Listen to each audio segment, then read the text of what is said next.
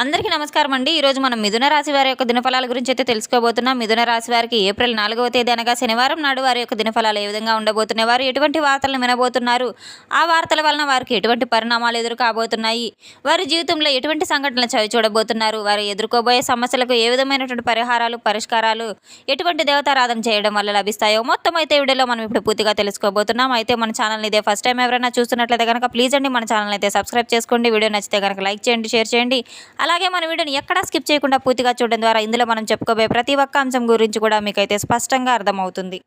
ఓం శ్రీ భద్రకాళి దివ్య ఆశీస్సులతో జ్యోతిష్యం చెప్పబడును. గురూజీ రామదాసు స్వామి గారు.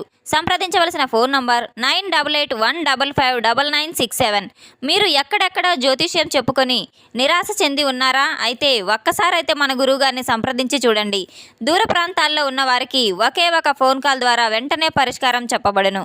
మీ ముఖము, ఫోటో, చేయి, పేరు, వయసు, గోత్రం వాట్సాప్ చేయండి. ప్రేమ, పెళ్లి, ఉద్యోగం, రాజకీయం, విదేశీ ప్రయాణాలు, ధనం నిలకడ లేకపోవడం, భార్యాభర్తల మధ్య గొడవలు, ఆస్తి తగాదాలు, అప్పుల బాధలు, స్త్రీ పురుషుల ఎటువంటి గుప్త సమస్యలకైనా సరే తప్పకుండా పరిష్కారం లభించి తీరుతుంది. మీకు ఎటువంటి సమస్యలు ఉన్నా సరే 24 గంటల్లో పరిష్కారం తప్పకుండా లభిస్తుంది. 100% స్త్రీ పురుష వశీకరణ చేయబడను. మన గురువు గారు స్త్రీ పురుష వశీకరణ చేయడంలో ఎంతో ప్రత్యేకత కలవారు. ఎంతోమంది అయితే మన గురువుగారి ద్వారా లబ్ధి పొంది ఉన్నారు. ఒక్కసారైతే మీ సమస్యలను గురువుగారి ద్వారా అయితే పరిష్కరించుకోండి. ఒక్కసారి అయితే నమ్మకంతో ఫోన్ కాల్ ద్వారానే సంప్రదించి చూడండి. ఇక వివరాల్లోకి వెళ్తే గనక ఈ యొక్క రాశిగల వారి యొక్క గుణగణాలను పరిశీలించినట్లయితే వీరు ఎంతో దృఢ సంకల్పం కలిగిన వారు, ఎంతో మొండి పట్టుదల కలిగిన వారు, ప్రతి ఒక్కరితో ఎంతో స్నేహభావంగా అయితే ఉంటారు. ఈ యొక్క రాశిగల వారికి రేపటి రోజున కలిసి వచ్చే రంగు వచ్చేసి నీలం మరియు నలుపు అని అయితే చెప్పుకోవచ్చు. రేపటి రోజున వీరికి ఎంతో శుభప్రదంగా ఉంటుంది. కలిసి వచ్చే సంఖ్య వచ్చేసి 8 మరియు 6. ఈ యొక్క రాశిగల వారు రేపటి రోజున శని భగవానునికి నువ్వుల నూనెతో దీపం వెలిగించటం ఎంతైనా మేలు జరుగుతుంది. అలాగే దీపం వెలిగించిన తర్వాత ఓం శనీశ్రవాయ నమః అని 11 సార్లు లేదా 108 సార్లు జపించటం ద్వారా వీరికి ఎంతో మేలు చేకూరుతుంది. అలాగే వీరికి కాకులకు కూడా ఆహారం పెట్టడం ద్వారా వీరికి ఉన్న సమస్యలన్నీ కూడా తొలగిపోతాయి. వీరి యొక్క ఫలితం ఎప్పుడూ కూడా వృధా కాదు. రేపటి రోజున 6 గంటల లోపు వీరికి ఒక సంఘటన అయితే ఎదురు కాబోతుంది. వీరికి ఇంతకుముందు ఒక శత్రువు అయితే నిజ స్వరూపం కూడా మీకు బయటపడబోతుంది. మీపై ఉన్న అపోహలు పెట్టి వారు బయటపడే అవకాశం కూడా ఉంది.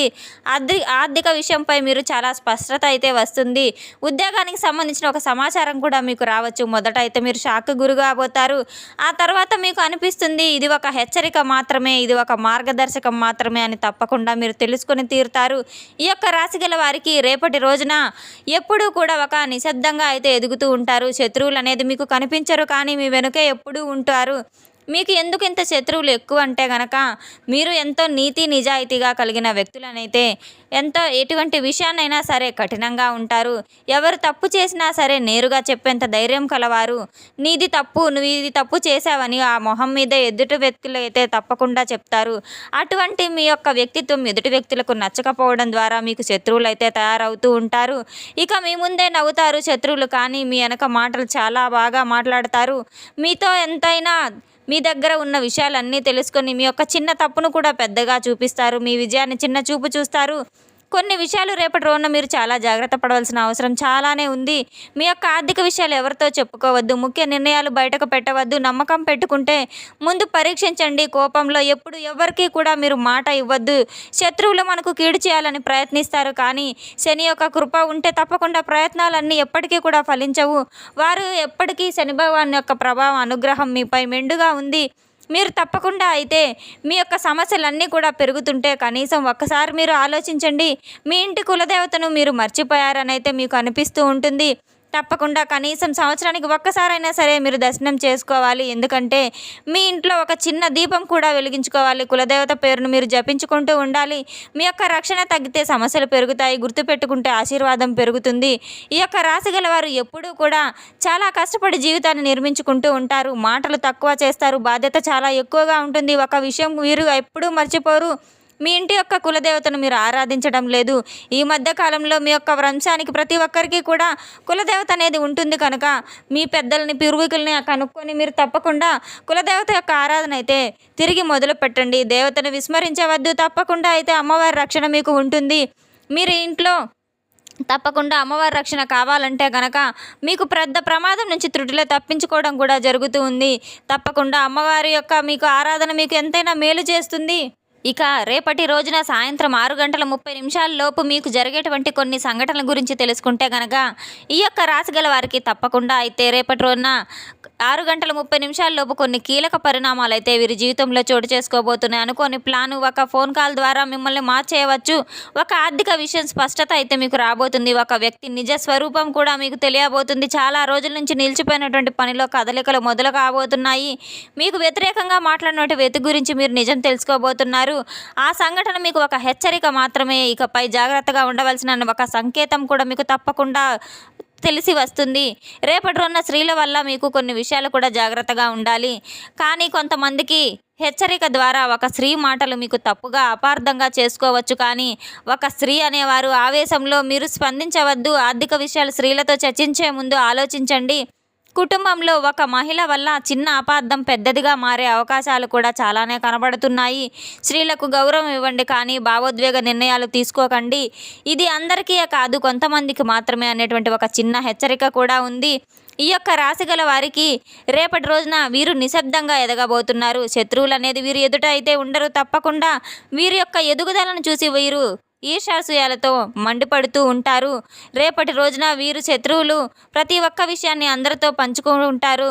వీరి యొక్క ఆర్థిక లావాదేవీల విషయం రహస్యంగా ఉంచుకోవడం, కోపంలో స్పందించకుండా మౌనాన్ని వహించడం మీకు తప్పకుండా చాలా మంచిగా ఉంటుంది.